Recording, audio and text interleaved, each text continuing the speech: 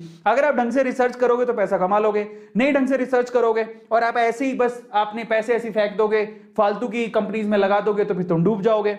ऐसे ही कुछ हुआ था अनिल अंबानी की जो कंपनीज थी, आप देखोगे उनके शायद आरकॉम की बात कर रहा हूं मैं, आरकॉम आप स्टडी कर लेना, मुझे जितना याद है 700 रुपए का शेयर था, जो अब शायद आरकॉम का शेयर कोई 11 रुपए का भी नहीं है। तो नुकसान होता है तब होता है जब कंपनी के फंडामेंटल स्ट्रांग नहीं है। खैर कंपनी के फंडामेंटल से आपको मतलब इस बात से होना चाहिए कि आपकी रिसर्च है क्या उस कंपनी की।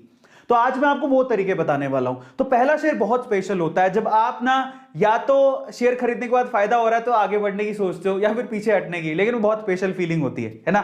तो चलिए आज मैं आपको बताता हूं आपको अपना पहला शेयर कैसे खरीदना है, उसके 7 तरीके बताऊंगा। 7वां तरीका बहुत स्पेशल है, इसलिए फटाफट से आप देखिएगा ध्यान से, ठीक है। लेकिन अगर आपने अभी तक सब्सक्राइब नहीं किया तो चैनल को सब्सक्राइब कर लीजिए, लाइक कर लीजिएगा सेशन को, क्योंकि दिल बड़ा उसी का होता है जो लाइक करता है। पहला टिप देने जा रहा हूं, टिप नंबर 1, टिप टिप बरसा पानी, टिप नंबर 1।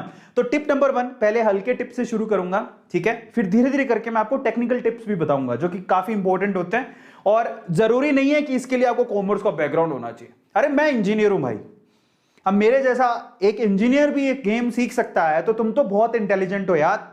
बस ये स्पेशल बात थी कि मैं थोड़ा बनिया फैमिली से हूं, बनिया वीकेंड से, पापा शॉपकीपर है, तो हमको पता है कि लॉस प्रॉफिट ये सब ये धंधे की चीजें क्या होती हैं। मेरे फादर ने मुझे दुकान में बैठ के सिखाया था, बट मेरे फादर कभी शेयर मार्केट को रेकमेंड नहीं करते थे, वो अभी भी शॉप ही, बस शॉप अपनी बढ़िया है, लेकिन मैं इस गेम को सीखना चाहता था। पहला टिप आपको बताता हूं, टिप नंबर 1 क्या है, check for companies track record in news. सबसे पहले जिस भी कंपनी को आप सिलेक्ट कर रहे हो ना, आपने उसका ट्रैक रिकॉर्ड चेक कर लो। अब आप करो, कैसे करोगे, कुछ नहीं है, बड़ा आसान है। आपको क्या करना है मैं आपको बताता हूं। तो आप जाके सबसे पहले ना आप सिर्फ गूगल पे लिख दो, ठीक है। आपको मैं समझाता हूं कैसे करना है। कंपनी का ट्रैक रिकॉर्ड चेक करो। जैसे मान लो कि मैं अगर उस टाइम पे येस बैंक का खरीद रहा था, अगर मैंने येस बैंक के बारे में रिसर्च कर ली होती तो मुझे पता लग जाता। मैंने रिसर्च ही नहीं करी, मैं बुद्धू था। अगर आप गूगल पे जाके लिख दो सिर्फ इतना कि येस बैंक प्रॉब्लम्स, या फिर येस बैंक फ्रॉड, या फिर येस बैंक गवर्नमेंट नोटिसेस, या फिर येस बैंक वार्निंग्स, आपको डिटेल में दिखा देगा कि अगर उसको कहीं गवर्नमेंट से नोटिस आया है क्या, या फिर गवर्नमेंट से कुछ को कोई लीगल नोटिस आया है क्या, या कोई वार्निंग दी गई क्या, या येस बैंक से रिलेटेड कोई फ्रॉड हुआ है क्या, वो बता देगा। अगर ऐसी कोई डिटेल गूगल में है और एक जेन्युइन साइट से, साइट पे भी ध्यान रखना है, ऐसे पता नहीं किसी की विश्वास कर लो, एक अच्छी साइट से है तो इसका मतलब आपको थोड़ा वो रिस्क है, आप मत लगाओ उसमें पैसे। लेकिन अगर किसी कंपनी में कोई प्रॉब्लम नहीं है, कोई न्यूज नहीं है, कभी बहुत अच्छा चला है उसका सब कुछ, तो फिर कोई प्रॉब्लम नहीं है, आप जाके इन्वेस्ट करो। एग्जांपल देता हूं मैं आपको, ठीक है। तो इसका मतलब क्या हुआ, गूगल आपको बता देगा प्रॉब्लम है कि नहीं है, कोई नोटिस आया कि नहीं आया, उसको कोई पता क्या होता है। जैसे अब येस बैंक के साथ प्रॉब्लम क्या थी, मैं आपको एग्जांपल दे रहा हूं, येस बैंक का ही दे रहा हूं। ये बैंक क्यों डूबा, आप गूगल पे जाओगे ना, आप मैं बताता हूं आपको, येस बैंक ने अनिल अंबानी जी को ही 500 करोड़ का शायद एक लोन डाला हुआ, दिया हुआ था, 500 करोड़ का लोन दिया हुआ था। अंबानी जी का नाम बहुत अच्छा है, तो अनिल अंबानी जी को मिल गया 500 करोड़ का लोन दिया हुआ। तो वो पूरा का पूरा वो सिर्फ अकेला नहीं, और भी बहुत सारी प्रॉब्लम्स थी, बट काफी बड़े लोन्स इसके बेसिकली बिल्कुल वैनिश हो गए थे।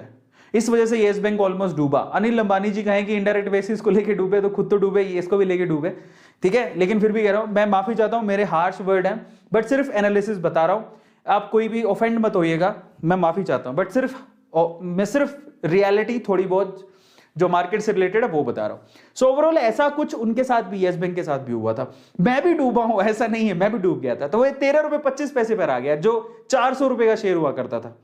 तो वो भाई साहब खुद तो डूबे ही, येस बैंक को ले भी डूबे। अब ये और आपको पता होना चाहिए, जब येस बैंक के शेयर और ये सब गिरे था, और बहुत सारे बैंकों के साथ होता है, बाहर भीड़ लग जाती है, भैया लाओ लाओ हमारा पैसा लाओ, लोग बैंक से पैसा निकालना शुरू कर देते हैं। हालांकि येस बैंक अभी भी चल रहा है, कोई प्रॉब्लम नहीं है, फंक्शनैलिटी इज गुड। अभी तो बेसिकली उन्होंने क्या किया था, जब ये प्रॉब्लम्स आई थी तो उन्होंने अपना पूरा मैनेजमेंट चेंज किया है येस बैंक ने, और जो नए मैनेजर हैं जो येस बैंक को मैनेज कर रहे हैं, CEO we can say whatever, जो बड़ी पोस्ट पर अभी बैठे हैं, जो उनके लिए डिसीजन ले रहे हैं, उन्होंने बहुत हार्श डिसीजन लिए हैं ताकि बैंक को नुकसान ना हो। तो मेरा विश्वास है, अभी तक भी मैंने रख रखे हैं, मैंने बेचे नहीं है येस बैंक के शेयर, क्योंकि मुझे विश्वास है कि आने वाले समय में अगर मैनेजमेंट अच्छा हुआ तो येस बैंक इंप्रूव कर सकता है, और जब इंप्रूव होगा तो हम लोग उसे बेच सकते हैं। आज भी लोग कहते हैं कि येस बैंक के खरीद के रख लो, और लोग कहते हैं 13 रुपए में खरीद के रख लो, ये कभी ना कभी अच्छा तो करेगा ही, क्योंकि आज भी येस बैंक है और येस बैंक डूबने वाला नहीं है। प्रॉब्लम सिर्फ मैनेजमेंट को थी, और भी वो चेंज हो गया है, लेकिन फिर भी अभी भी रिस्की है, मत लेना, ठीक है। मेरा तो ये रिकमेंडेशन है कि अगर कहीं नोटिस आते हैं, कुछ प्रॉब्लम्स हैं, कुछ कंट्रोवर्सी है, तो मत खरीदो, आप एचडीएफसी की बात करो। क्या एचडीएफसी के साथ कोई ऐसा प्रॉब्लम है? आप बताओ, मैं आपको गारंटी देता हूं, आप ना कोई में भी हल्के फुल्के बैंक से आपको लोन लेने में दिक्कत ना है, लेकिन एचडीएफसी, आईसीआईसी ऐसे बैंक हैं जो कि पूरा ट्रैक रिकॉर्ड चेक करते हैं, ऐसे लोन ही नहीं देते।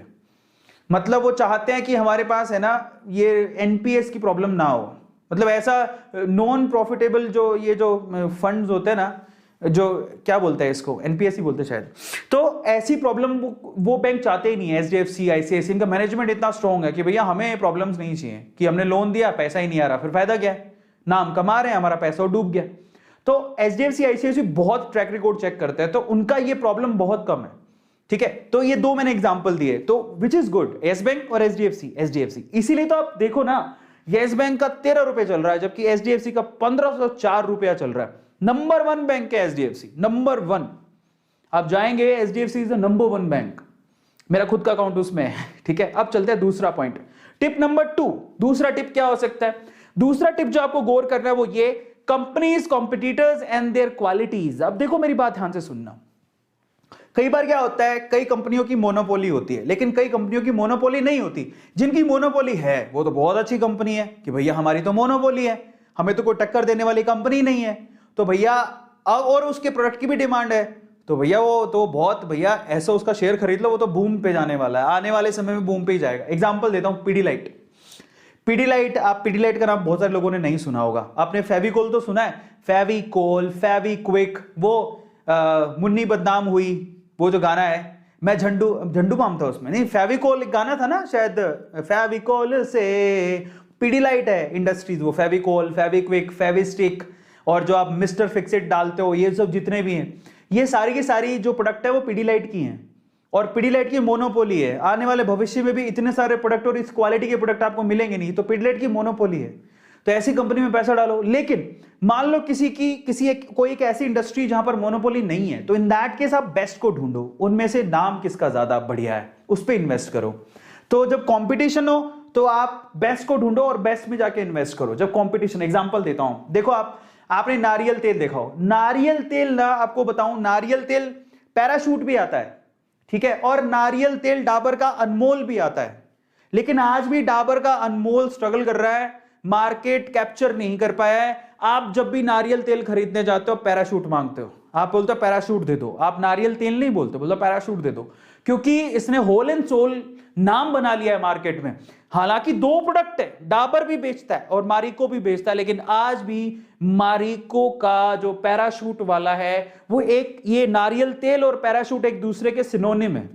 आप नारियल तेल बोलोगे, नहीं पैराशूट दे दो, ऐसी करके आप जब पेस्ट करते हो जाते लोग बोलते हो कॉलगेट दे दो, समझ रहे हो, तो ये सिनोनिम बन जाते हैं, तो कंपटीशन अलग ही रह जाता है, और इन्होंने जो क्वालिटी जनरेट की है वो अलग ही हो जाती है। तो ये बहुत इंपॉर्टेंट है।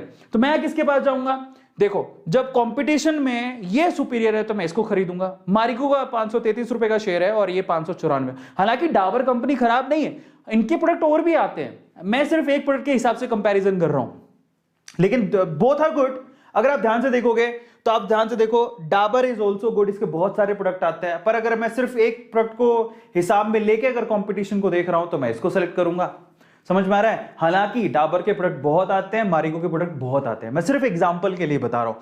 आप ये मत समझना मैं आपको ये कह रहा हूं कि डाबर मत खरीदो, सिर्फ एग्जांपल दे रहा हूं, आप अपनी बुद्धि लगाना, सिर्फ एक प्रोडक्ट के हिसाब से आपको एग्जांपल दे रहा हूं कि प्रोडक्ट सेलेक्ट, आपको शेयर सेलेक्ट कैसे करना है। अगर आप किसी कंपनी को लेके कंफ्यूजन में हो, किसी प्रोडक्ट को लेके कंपनी सेलेक्ट कर रहे हो और उसमें कंफ्यूजन में हो, तो उस प्रोडक्ट में बेस्ट कंपनी कौन सी मार्केट में, उसको सेलेक्ट करो। जैसे आप घर पे डेली नारियल तेल लगाते हो, एकदम चंपू हो जाते हो, फिर उसके बाद नारियल तेल, ओके मैं शेयर खरीदूंगा इसका, तो इन दैट केस आप जाओ बेस्ट पर, उसका शेयर खरीदो। और मारिको मैंने भी रख रखा है, डाबर मैंने भी नहीं खरीदा हुआ है।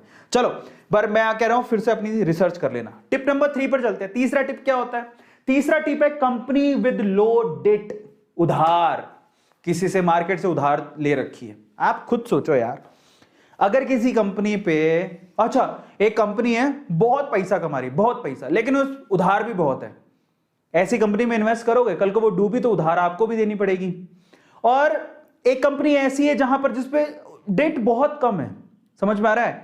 तो हम लोग किसको सिलेक्ट करना पसंद करेंगे? जिसपे उधार कम है यार, जो अपने पैसों पर चलती है। समझ पा रहे हो? तो आपको ये डेट का भी पूरा डेटा जो है गूगल पे मिल जाता है। कोई भी प्राइवेट लिमिटेड कंपनी, कोई भी शेयर मार्केटिंग कंपनी जो पब्लिक लिस्टेड है, वो अपने सारी जो शीट्स होती हैं, ठीक है, ऑलमोस्ट 100% करेक्ट ही होती है। वो गूगल पे मिल जाएगा कि इस पे कितना डेट है, क्या है इसका पी रेशो, सब कुछ मिल जाता है आपको गूगल पे, जाके चेक करो।